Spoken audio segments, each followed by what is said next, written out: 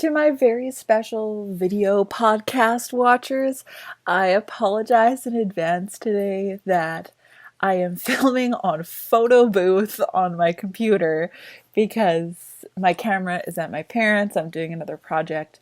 So this is the best I could do. But I hope you enjoyed the podcast anyway. Thanks, and here we go!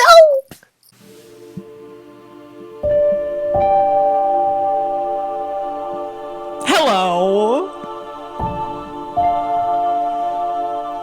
Didn't expect me, did ya? It's Melody! And this is her podcast!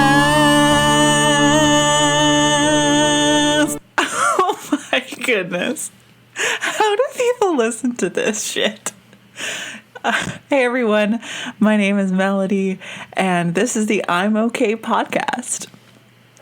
I did a new intro because I get tired of things really quickly, and the other one, just let's be honest, it felt like I was trying too hard. So, here's a different one. And that's all I have to say about that. I was just before I hit record on this episode, I was feeling this pang of pain or awareness in my gut, and wisely decided to pay attention to it because I'm sitting on my freshly washed white bed sheets. And so I went to the bathroom, and I am so grateful that what took place was in the toilet and not in my bed, because I know people are out there that have this where you got like a hard piece of shit and it's acting like a plug, and then you push through that and then it's just like hot lava that extrudes from your bottom. And it's horrible, but then when you're done, man, does that ever feel good? Like this afterburn, but you feel, clean and refreshed. It's great. I feel like that's a metaphor for life, You might build a wall or a barrier around yourself to keep all the shit in, but really the shit needs to come out. So sometimes you just gotta push and tear down those walls so that you can let the beast go. And then you light a candle and turn on the fan and walk away because you are a new woman. A parable by Melody. Today we're going to talk about something that we don't talk about, but I think a lot of people are mulling this over in their heads. It's about trying to be cool and wanting to be cool. So then obviously to talk about trying to be cool defeats the purpose, right? Because you're supposed to just be cool. You can't talk about it. So let's talk about this phenomenon that's so interesting, and let's see where we end up. I'm going to mention some past experiences I've had of really, really not being cool, and then trying too hard, and then just not giving a damn. Then got some some present thoughts and tiddly bits, and then some future questions about where do we want to go and what do I want my life to look like moving forward. Let's jump into it. I don't know what I'm going to call this podcast. I'm mulling over. I'm tired of being. I'm tired of trying to be cool. On being cool, I'm not cool. Who knows? Something about that. Some past experiences of coolness. When I was in elementary school, I was way taller than everybody else. And for a little while, it was a bit chunkier than other people. I had Harry Potter glasses before. Like, now Harry Potter glasses are cool. Then they were really, really not cool. And I just wore hand-me-downs. And but the biggest thing was I have this memory in grade 2. So what am I? 7. And I got in trouble from my teacher because I was annoying a boy. And I went to French school. So this little boy said, "Elle m'agace." And that word, like agaçant, annoying, I didn't really know what it meant. So they had to like explain it to me. And that's a really solid memory that I have of just like extreme shame that I got in trouble for being annoying, and the teacher asked me to like back off of this kid. And another memory I have was I really wanted to there was 2 girls that I really wanted to be friends with, and like every day I would ask them if I could play with them, and then every day they'd have like a different reason why I couldn't, and they would like run away from me. And then they said that too, that like, well, honestly, like, you're just annoying. And so yeah, in elementary school, I don't know if I struggled to have friends, but like it was a really small school, and the people that I wanted to be friends with, they literally ran away from me. So I was friends with maybe the younger kids, which wasn't cool, or so that has developed into a very intense fear of being annoying. And of people like not wanting to be around me. I mean, that's a fear that anybody has of being unwanted. And then when you have that early childhood experience of kids literally like running away from you and you getting in trouble because they don't want to be around you, it's really shitty. And then I switched schools to middle school, and then I wanted a fresh start. And fortunately, I made some like really, really kind, amazing friends and wasn't bullied. And it just meant a lot. So that was a totally different experience. And I really thought I was the shit. And I thought I was really cool. And I don't think I have any middle school listeners, so I think I can say this, but basically no middle schooler is the shit. Like, we're all just, there's acne coming out of our butt cracks, and having no idea how to use a pad and a tampon, and you're getting awkward boobs, and it's just, there's so much going on. And I don't think it was possible for me to be the shit, but at least I thought I was. So I mean, that's a start.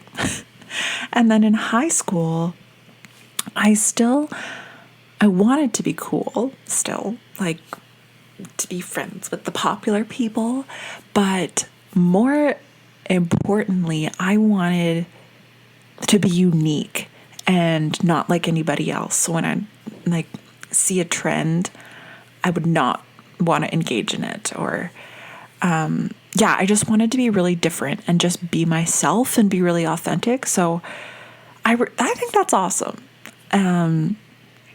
But yeah, there's still this definitely an awareness of like, okay, those are the cooler people.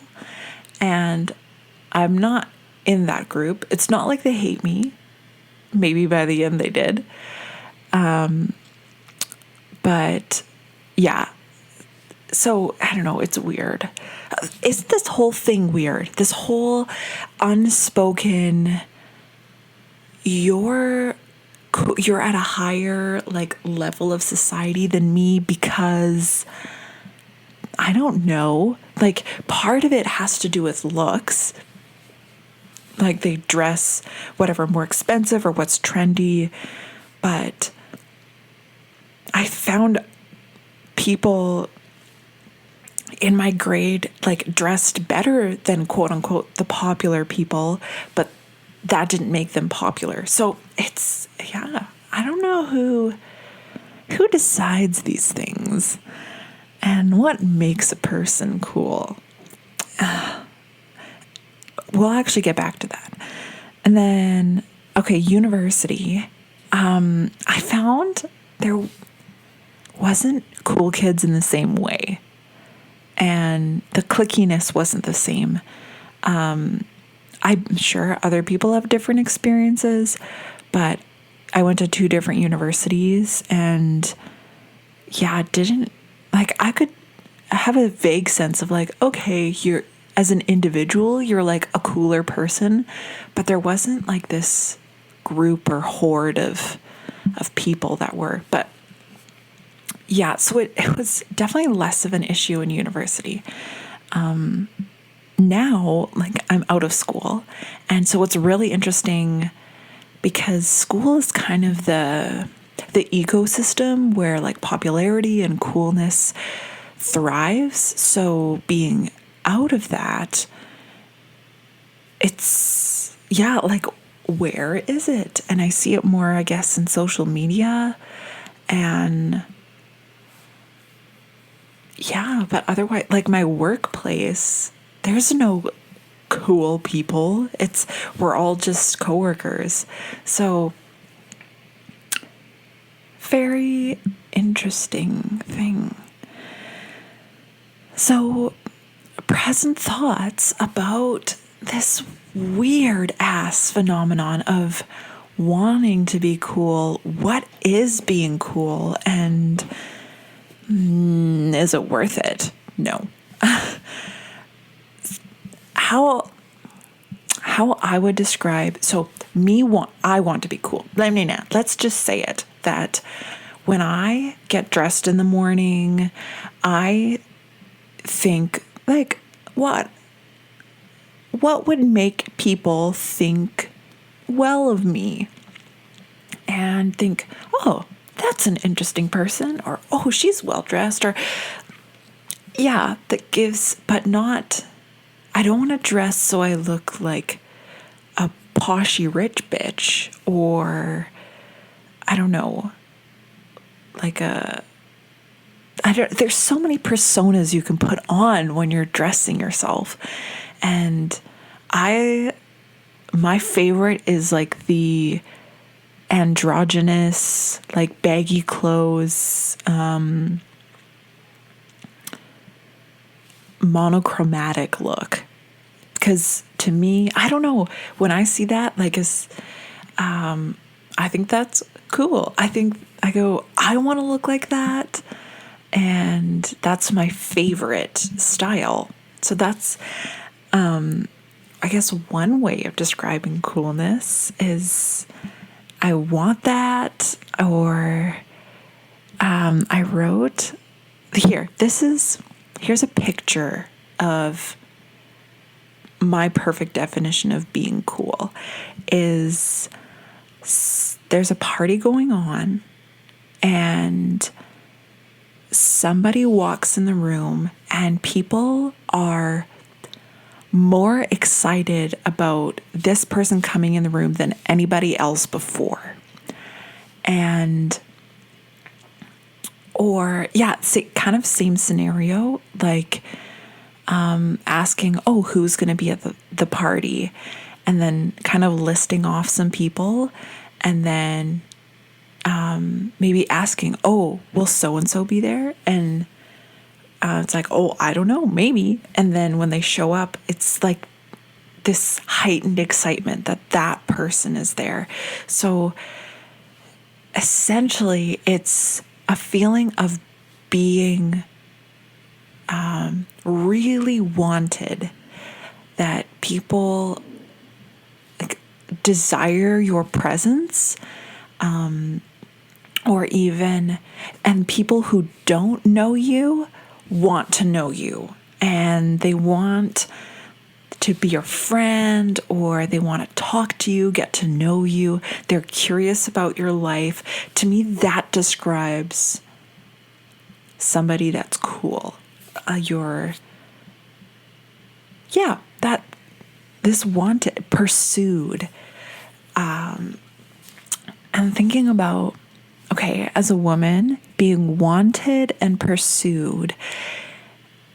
This is just a question. Is it evolutionary that I'm like thinking about National Geographic documentaries, seeing all these funny like male birds that have bright feathers or puffy chests, and there's all these male birds and they're trying to impress this one female and kind of get her affection. They're all wanting her and pursuing her.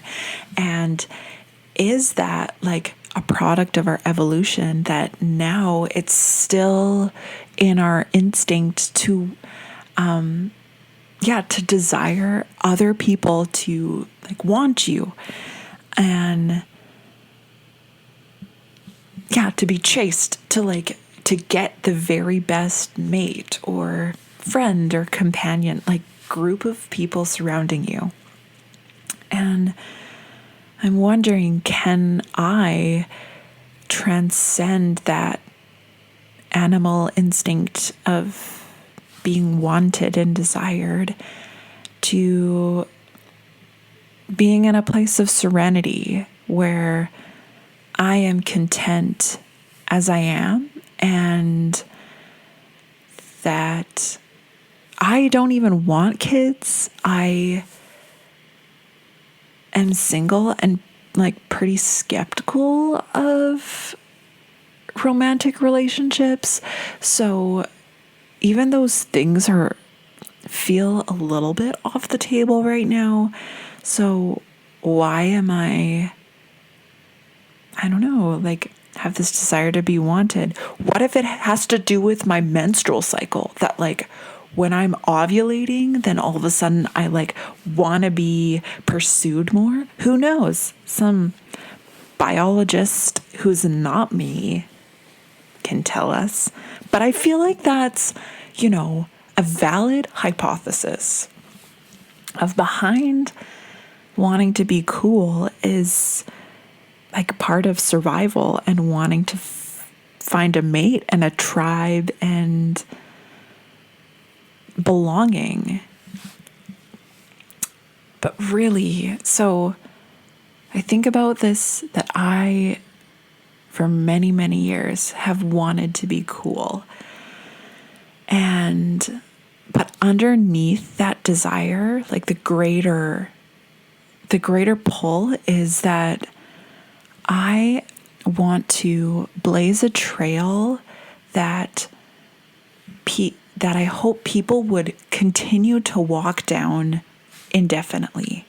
That I'm starting something new, going down a new path, whatever, and it doesn't just grow over and is forgotten, but people love the journey that I've made and they go too.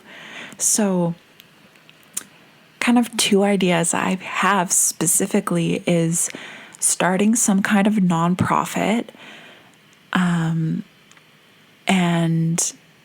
that, like people can continue to run after I've deceased, or speaking about something, finding a theory that helps people heal, like regarding mental health, and writing a book. Like that's something really concrete that can last forever.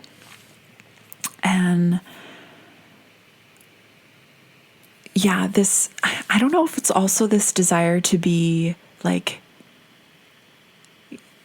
history remembers you, or that your existence keeps going after you die, like you've made a mark on the world. And I also think this is why I've never felt cool, because I haven't done that yet. Like I haven't made an impact on the world, or like I know my parents and friends will be like, no, you've impacted me. But you know what I mean? Like I'm not a Brene Brown yet. Like I haven't changed millions of people's lives with my groundbreaking research that has healed people, and that healing will continue for generations. So this desire of like walking into a room and people want to be with me and around me, that comes from like, because I've made such a positive impact in the world, that if I walk into a room, people want to be around me so they can learn to make an even more like positive impact. And then to ask me like, how did you do it? So all of this is very self-centered, and I didn't write this in my notes, but just speaking all of this, that it's very, inward focused. Like I want to make an impact by myself. I want it to be unique, and I want people to praise my name forever. Get over yourself. Okay. Moving on. I am reading The Subtle Art of Not Giving a Fuck, and it's great. The premise of the book is that our brains are wired to give a fuck about something. So basically, give a fuck about something that's really important. And when people yell at the Starbucks barista for their drink being too hot or too cold, it's honestly because they don't have more important things to give a fuck about. Kind of why really privileged people can be extremely nitpicky and complaining about and treat customer service workers like trash, because they don't everything else is taken care of. Like they don't have to give a fuck about putting food on the table or finding a roof over their heads. So they give a fuck about these stupid little things. So thinking of, what do I really want to give a fuck about? And it's been the same since I was like grade 1. Is I've been passionate about feeding the hungry and helping the homeless find a shelter and giving those who are cold like gloves and blankets and socks. So whatever my future trail blazing is, I hope that it is helping the marginalized get their most fundamental needs. Because a very firm belief I have is that absolutely everyone has the right to have food and shelter. That seems self-explanatory, but I've had debates with people who don't think that if you don't work, you don't deserve to have a food and shelter. So yeah, that's why it's important for me to say that that's a value of mine, because unfortunately it's not a given for everybody, which blows my mind. But those just aren't the people that I let pour their wisdom into my life. I go elsewhere because I have other shit to give a fuck about. So when I am doing things that are like in line with those values that I have, I both don't care about looking or being cool. And second, I feel extremely fulfilled and so quote unquote cool. Like I am proud of myself, happy with myself. Like life is, I feel like I'm experiencing the meaning of life when I'm, helping people get food and shelter. So that this is like a perfect segue into how do I want to look at being cool moving forward, is looking less at what outfit is going to make me look cool going out today, but when I go out today, how can I make a difference? And how can I help somebody get food and shelter? And if that is more at the forefront of my mind, then what jeans I choose is way less important. And I know it's this desire to be cool. Like I feel like it's not going to go away overnight. And it's a practice of changing our mindsets to thinking solely about what's super important in life. But we also need to turn our brains off, and like there is a time as well to care about your nail color and bullshit. So I hate that word, like finding the balance. But